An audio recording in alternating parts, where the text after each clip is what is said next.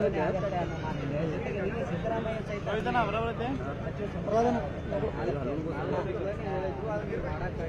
ಏನಾದರೂ ಬದಲಾವಣೆ ಆಗುತ್ತಾ, ಏನಾದರೂ ರಾಜ್ಯದಲ್ಲಿ ಏನಾದರೂ ಅಲ್ಲ, ಸಂಪುಟ ಮತ್ತು ಬದಲಾವಣೆ ಇದ್ರೆ ಬದಲಾವಣೆ ಆಗೇ ಆಗ್ತಾರೆ. ಮತ್ತು ಹಳಬರು ಹೋಗಿ ಹೊಸವ್ರು ಬಂದೇ ಬರ್ತಾರೆ.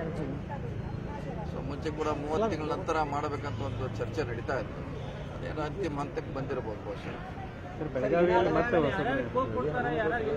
ಅದು ಅವ್ರಿಗೆ ಬಿಟ್ಟಿದ್ರಲ್ಲ, ತಮಗೆ ಗೊತ್ತಾಗಬೇಕು ಯಾರಿಗೆ ಕೈ ಬಿಡ್ತಾರ, ಯಾರಿಗೆ. ಸರ್, ಈಗ ಸಚಿವರ ನೇಮಕ ಸಂದರ್ಭದಾಗ ಏನಾದರೂ ಕಂಡೀಷನ್ ಇಷ್ಟು ತಿಂಗಳಾದ ಕೂಡ ನೀವು ಬೇರೆದವರಿಗೆ ಹಿರಿಯ ಸಚಿವರಿಗೆ ಯಾರ್ಯಾರಿಗೆ ಏನಾದರೂ ಮಾತುಕತೆ ಆಗಿತ್ತಾ ಅಂತ?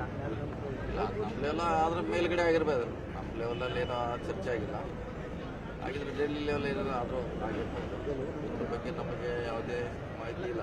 ಕೃಷ್ಣ ಬೈರೇಗೌಡರು ಒಂದು ಮಾತು ಹೇಳಿದ್ರು, ನಾನು ಪಕ್ಷದ ಒಂದು ಕಾರ್ಯಕರ್ತ, ಹೈಕಮಾಂಡ್ ಏನು ಹೇಳ್ತೈತೆ ಅವ್ರ ಪಕ್ಷಕ್ಕೆ ಏನೋ ದುಡಿ ಅಂತಂದ್ರೆ ನಾನು ರಾಜೀನಾಮೆ ಕೊಡೋಕೆ ಸಿದ್ಧದೇನೆ ಅಂತೇಳಿ. ಸರ್, ಪಕ್ಷ ನಿರ್ಧಾರ ಎಲ್ಲರೂ ಪಾಲನೆ ಮಾಡಲೇಬೇಕಾಗ್ತದೆ. ಅವ್ರು ಹೇಳಿದ್ದು ಎಲ್ಲರೂ ಪಾಲನೆ ಮಾಡಬೇಕಾಗ್ತದೆ. ಸೊ ಯಾರಿಗೆ ಬಿಡ್ತಾರೆ ಅವರು ಪಕ್ಷದ ಕೆಲಸಕ್ಕೆ ಹೋಗಲೇಬೇಕು. ಯಾರು ಮಂತ್ರಿ ಆಗಿರ್ತಾರೋ ಅವ್ರು ಮಂತ್ರಿ ಕೆಲಸ ಮಾಡಬೇಕು. ಸರ್, ಈಗ ಒಂದು ಈ ಸಚಿವರು ಏನಿದ್ದಾರೆ ಅವ್ರನ್ನ ಯಾವ ಮಾನದಂಡದಲ್ಲಿ ಇರುವಂಥದ್ದು ನಮಗೆ ಹೆಂಗೆ ಗೊತ್ತಾಗಬೇಕು? ಈಗ ಬಿಡೋರು ಯಾರು? CM, ಅಧ್ಯಕ್ಷರು, ಜನರಲ್ ಸೆಕ್ರೆಟರಿ ಅವ್ರು ಮಾಡೋರು ಮಾನದಂಡ. ಈಗ ಅವ್ರು ಮಾನದಂಡ ಮಾಡಿದ್ರೆ ಹೆಂಗೆ ಮಾಡ್ತಾರೆ, ಏನು ಮಾಡ್ತಾರೆ, ನಮಗೆ ಅದ್ರ ಬಗ್ಗೆ ಏನೂ ಐಡಿಯಾ ಇಲ್ಲ. ನಮ್ಮನ್ನೇನಾದರೂ ರಾಜ್ಯಾಧ್ಯಕ್ಷರು ಮಾಡಿ ಇಲ್ಲ, ಈಗ ಅದನ್ನೇ ನೀವೇ ಇಲ್ಲೇ ಹೇಳ್ರಿ. ಹೆಂಗೆ ಈಗ ನೀವೆಲ್ಲ ಕೇಳ್ರಿ, ನಾ ಹೆಂಗೆ ಮಾಡಲಿ? ಅಲ್ಲ, ಪಕ್ಷ ಸಂಘಟನೆ ಸಲುವಾಗಿ ಅದಕ್ಕೆ ನಮ್ಮ ಕಡೆ ಉತ್ತರ ಇಲ್ಲ. ಅದಕ್ಕೆ 2028 ವಿಚಾರಕ್ಕೆ ಪಕ್ಷ ಸಂಘಟನೆಯಲ್ಲಿ ತಮ್ಮನ್ನು ತಾವು ತೊಡಗಿಸಿಕೊಳ್ಳುವಂಥದ್ದು ಇದೆ ಸರ್. ಹಾಗಾಗಿ ಅದೊಂದು ಯಾವುದೋ ಆ ರೀತಿ ಯಾವುದೂ ಚರ್ಚೆ ನಡೆದಿಲ್ಲ. ಇನ್ನು ನಿನ್ನೆ ಹೇಳಿದಾರೆ ಫಸ್ಟ್ ಟೈಮ್ CM ಅವರು.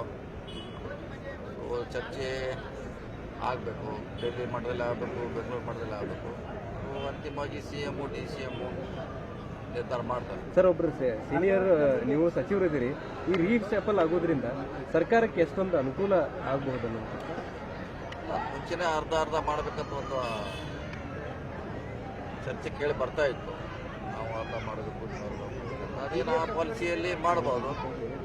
ಅಂತಿಮವಾಗಿ high command decision final.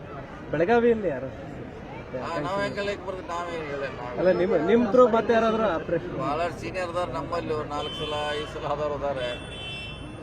So high command ಯಾವ ರೀತಿ ನಿರ್ಧಾರ ಮಾಡೋದು ಅವ್ರಿಗೆ ಬಿಟ್ಟಂತ ವಿಚಾರ. ನಾವು ಹೀಗೆ ಇವರೇ ಹಾಕ್ತಾರೆ ಇವ್ರು ಆಗೋಲ್ಲ ಅಂತ. ಯಾಕಂದ್ರೆ ಹಿಂದೆ ಸರ್ಕಾರ ಇದ್ದಾಗ ಬಹಳಷ್ಟು ಜನ, ಸುಮಾರು 5 ರಿಂದ 6 ಜನ ಸಚಿವರು ಈ ಸಲ ತಾವು ಇಲ್ಲ. ಆವಾಗ ರೆಸ್ಟ್ರಿಕ್ಷನ್ ಇರಲಿಲ್ಲ. ಮಂತ್ರಿ ಮಂಡಲ ಇಷ್ಟೇ ಅಂತ. ಈಗ 34 ಜನಕ್ಕಿಂತ ಹೆಚ್ಚಿಗೆ ಮಾಡ್ಲಿಕ್ಕೆ ಆಗುತ್ತೆ. ಭಾಳಷ್ಟು ಸೀನಿಯಾರಿಟಿ ಇದ್ರು ಹೊರಗಡೆ ಅಂತ ಪರಿಸ್ಥಿತಿ ನಿರ್ಮಾಣ. ಉತ್ತರ ಕರ್ನಾಟಕದ ಅಲ್ಪಸಂಖ್ಯಾತರು ಮಂತ್ರಿ ಸ್ಥಾನ ಮಾಡಬೇಕಂತಿದೆ. ಯಾವ್ದಿದ್ರು ನಮ್ಗೆ ಏನೋ ಗೊತ್ತಿಲ್ಲ. ಈಗ ನಾವು ಮಾಡೋರಲ್ಲ. ಅಲ್ಲ ಸರ್, ನಿಮ್ಮ ಕಡೆಯಿಂದ ಯಾರಾದರೂ ಇನ್ಫ್ಲೂಯೆನ್ಸ್ ಮಾಡ್ತಾ ಇದ್ದಾರೆ? ಮಾಡೋ ಸ್ಟಾರ್ಟ್ ಆಗಿದ್ರೆ ನಮ್ಗೆ ಹೇಳ್ತಿದ್ವಿ, ಇಂಥ ಮಾಡ್ತೀವಿ ಹಿಂಗೆ ಮಾಡ್ತೀವಿ ಅಂತ. ನಾವು ಮಾಡೋ ಸ್ಟಾರ್ಟ್ ಆಗಿಲ್ಲಲ್ಲ. ಜಿಲ್ಲಾ ವಿಂಗಡಣೆ ಬಗ್ಗೆ ಸರಿ ಅದನ್ನೆಲ್ಲ ಹೇಳ್ಯಾರ. ಆಲ್ರೆಡಿ ನಾವು ಮಾಡ್ಬೇಕಂತ ಎಲ್ಲರೂ ಹೇಳಿದ್ದೀವಿ. ಸರ್ಕಾರ ನಿರ್ಧಾರ ಮಾಡ್ಬೇಕಷ್ಟೇ. ನಾವೆಲ್ಲ ಶಾಸಕರು ಇಲ್ಲೇ ದೊಡ್ಡದಿದೆ ಆಗ್ಬೇಕಂತೆಲ್ಲ ಹೇಳಿದ್ವಿ. ಸರ್, ಈಗ ಲಕ್ಷ್ಮಣ್ ಸವದಿ ಅವರು ಶುಕ್ರ ದೇಶ ಸ್ಟಾರ್ಟ್ ಆಗುತ್ತೆ ಅಂತ ಹೇಳಿದ್ದಾರೆ ಸರ್. ಅಂದ್ರೆ ಪರೋಕ್ಷವಾಗಿ ಮಿನಿಸ್ಟರ್ ಆಗ್ತೇವೆ ಅನ್ನುವಂಥದ್ದನ್ನ ಯಾರೇ ಆಸೆ ಇಂಗಿತ ಲಕ್ಷ್ಮಣ್ ಸವದಿ ಅವರು ಎಲ್ಲರೂ ಪಾಣೆ ಮಾಡ್ತಾರೆ. ಯಾಕೆ ಸೀನಿಯರ್ನ ಹೇಳಿಲ್ಲ. ಸೀನಿಯರ್ ಭಾಳ ಜನ ಇದ್ದಾರೆ. ನಮ್ಮ ಜಿಲ್ಲೆಯಲ್ಲಿ ಇದ್ದಾರೆ, ಹೊರಗಡೆ ಕೂಡ ಇದ್ದಾರೆ. ಅಂತಿಮವಾಗಿ ಯಾರಿಗೆ ಲಕ್ಷ್ಮಿ ಒಲಿತಿದೆ ಹೇಳಿಕ್ಕಾಗಲ್ಲ. ನೋಡೋಣ. ಸರ್, DCM ಸ್ಥಾನದ ಬಗ್ಗೆ ಏನಾದರೂ ಚರ್ಚೆ?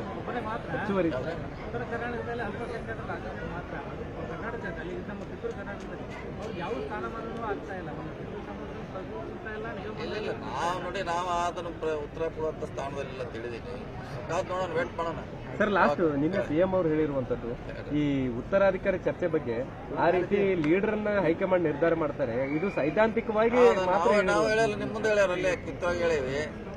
ಯಾಕಂದ್ರೆ ಅವ್ರು ಹೇಳಿದ್ದು 5 ನಾಯಕರು ಹೇಳಿದಾರೆ ಹೊರತಾಗಿ CM, DCM ಅಧ್ಯಕ್ಷತೆಯಲ್ಲಿ ಹೇಳಲ್ಲ. ಅದು ಆ ಥರ ಬಂದ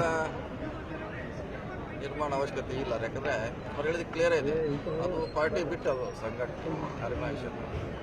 ಸೊ ಅದು ಯಾವುದು CM ಅದಕ್ಕೆ ಯಾವುದೇ ರೀತಿಯಿಂದ ಕನೆಕ್ಟ್ ಇಲ್ಲ. CM ಅವರು ಒಪ್ಕೊಂಡಿದ್ದಾರೆ ಸರ್. ನಮ್ಮನ್ನ ನಂತರ ಸತೀಶ್ ಜಾರಕಿಹೊಳಿ ಅವರು ಅಹಿಂದ ನೋಡ್ಕೊಂಡು ಹೋಗ್ತಾ ಇದ್ದಾರೆ ಅನ್ನುವಂಥದ್ದು ಯಾವುದಾದ್ರು ವಿಷಯ ಬೇರೆ ಅದು. ಓಕೆ.